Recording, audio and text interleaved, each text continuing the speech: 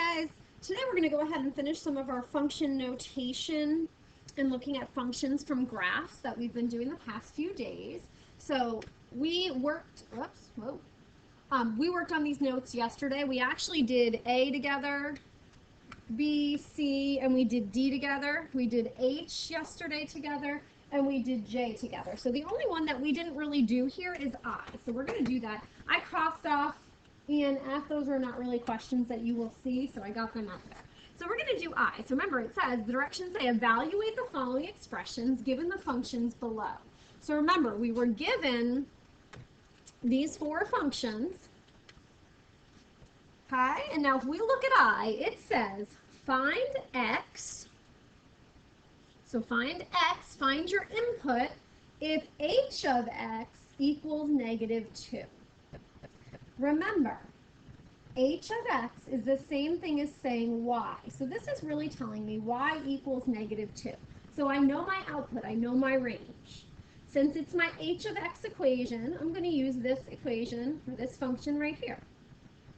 Instead of writing h of x, I'm going to put -2. So -2 equals 12 divided by x.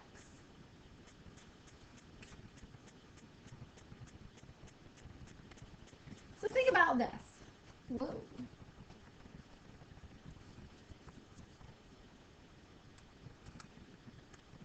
Sorry, don't know what happened there. So think about this. 12 divided by what number is going to equal -2? What is going on today? All right, y'all. Sorry, I'm not sure what's going on today. All right, back to where we were. 12 divided by what number is going to equal -2? Well, I know 12 divided by 6 equals 2, but it's a -2. So that would have to be 12 divided by -6 would equal -2. I'm going to show you how to actually solve that. So think about this. Now remember, when it's a fraction, I can't touch the numerator till I get rid of the denominator. If it's in the denominator, it's division, and the opposite of division is multiplication. So I'm going to multiply by the denominator. That helps me cancel here. X times -2 is just -2x, and it equals 12. So now I've gotten that x out of the denominator. Now I can solve for x. So divide by -2. So we get x equals 12 divided by -2 is -6. Okay, so when y was -2, x was -6. So another way to write that is h of x, which is x is -6, equals -2. All right, let's go see what more review we've got going on. All right, change the following statements into coordinate points and then plot them. So I've given you certain functions here, and I want to change them into ordered pairs and plot them. So f of -1 equals 1. An ordered pair is x, then y. Think about what number here is in place of x and what number is in place of y. Remember, f of something is usually f of x. X is your number inside of parentheses. So right here, my x is -1, and my y is +1. That's your x, that's your y. So write your ordered pair for every single one of these functions. So that's my x, that's my y. That's my x, that's my y. Inside of parentheses is your x, and then what it equals is your y.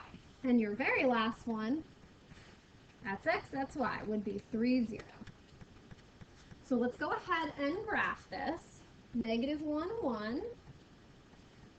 Right 2, up 1, 2, 3, 4, 5, 6, 7. 1, -1. Right 1, down 1. And 3, 0 means I go right 3 and I stop. So I plotted my points. Remember, what type of graph is this? Remember, we have two types of graph, a discrete graph or a continuous graph. When I have ordered pairs just on a graph, that is a discrete graph. They are not connected. Remember, a continuous graph is when it makes a line or a smooth curve.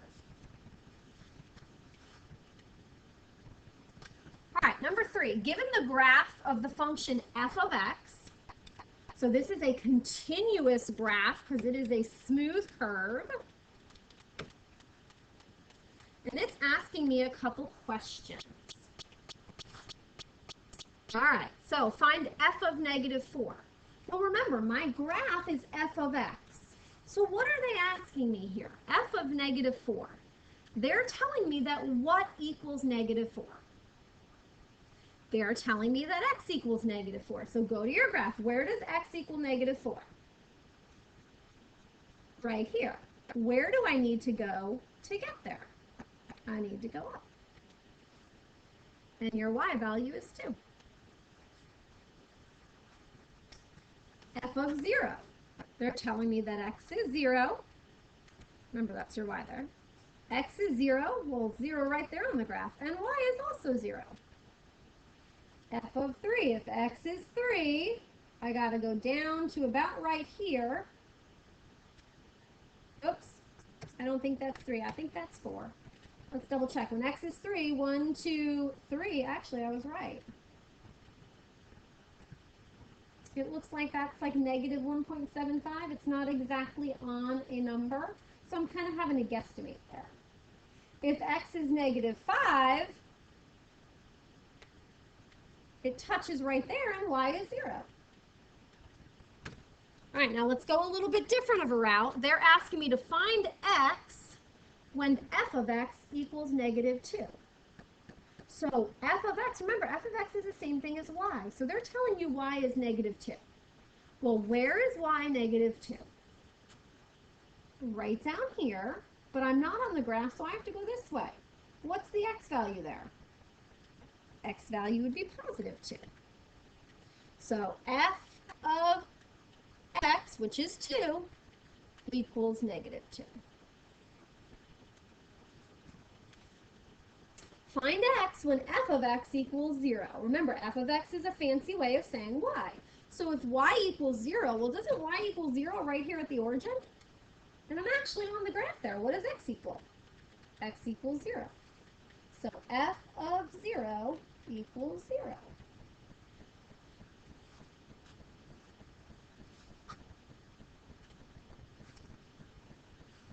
All right, let's see how we can apply this. Swine flu is attacking the North Pole. The function below determines how many elves have swine flu, where T is your time in days, and S is the number of people in thousands. So in place of X, they have T. So T is your X-axis, or your X value. S of T is really your Y.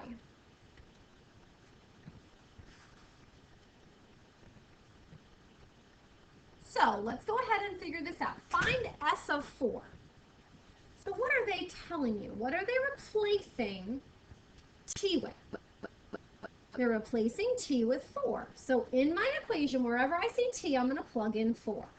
So 9 times T, which is 4, minus 4. So use your calculator, see what you get.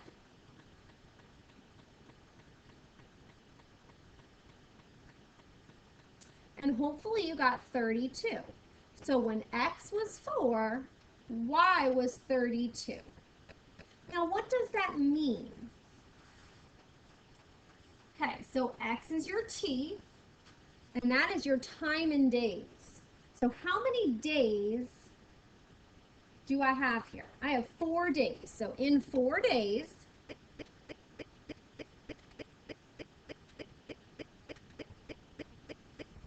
your Y is the number of people in thousands. The people are your elves. The elves are the ones that are getting sick here. So in 4 days, how many elves got the swine flu? 32 elves. Oops, spelling that wrong.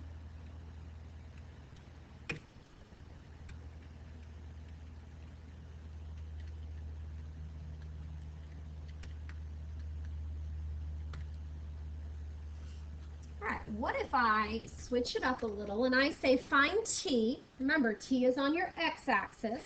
when S of t equals 23.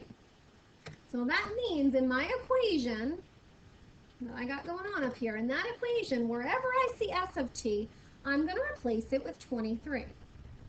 So 23 equals 9t minus 4. I want to solve for t. I can't touch 9t until I get rid of minus 4. How do I get rid of minus 4? So I want a plus 4. So 27 equals 9t. To finish getting t by itself, divide by 9, and t equals 3. So if we think about this, what does that mean? What does that mean? T is my x value, right? S of t is my y. All right, so t is my time in days. So after 3 days, how many elves got the swine flu? Well, if I plug 23 in for my y, after 3 days,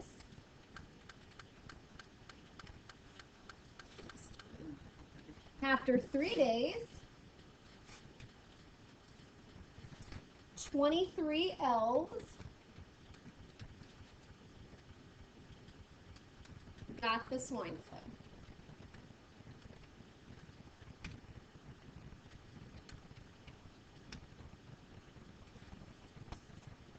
And we're not going to go ahead and graph since I don't believe I have enough. I didn't give you a big enough graph, okay? But we'll work on that later. So go ahead and see what you have left to do on Google Classroom and email me or send me a remind message if you have any issues.